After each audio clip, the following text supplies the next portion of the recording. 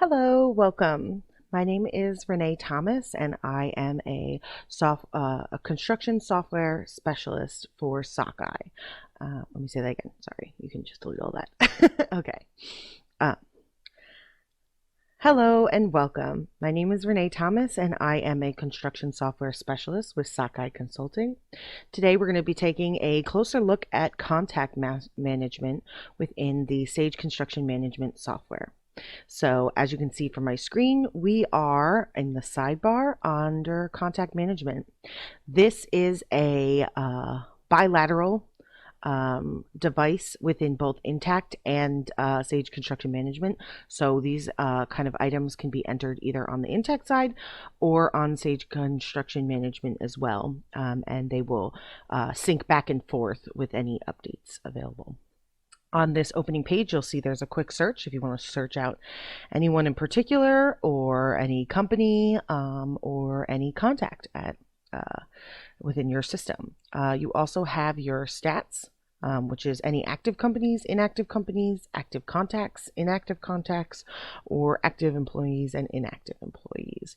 You also have a company checkup at the bottom. That is any items that are missing from any of your contacts will show up here.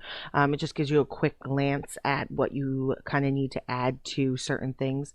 The really great feature here is that it has any companies that are missing certain insurances or licenses. It also has any companies that have an expired insurance as well. So right there on your opening page, you can see who you need to be contacting for some additional documentation. So that's good. They also have a section for any changes that have occurred in the past 7 days. So that's a pretty nice feature so that you know or can get a quick glance of whatever has been changed. We'll go under active companies for right now so I can show you how they get entered. So as you can see, there's a company name and phone number here. When we go under this company, you will see all of the company profile.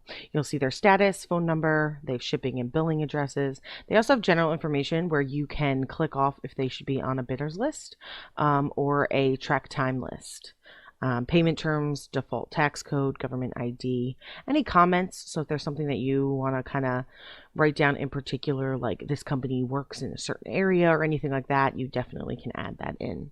Beneath that, you'll find all the contacts related to that company. So any members of the company that you guys have the contact information for will be kept here. You will also find licenses here. It lets you know what's going on with them, as well as you can check off if they're expired or not. So it'll only show you expired license if that's what you're looking for, or only licenses that aren't. Same thing goes for insurance as well. And you can put in a classification. Linked files will have anything that you guys have linked to them. That would be any kind of documentation or paperwork that you want managed and kept in the system, as well as any sent emails related to this company.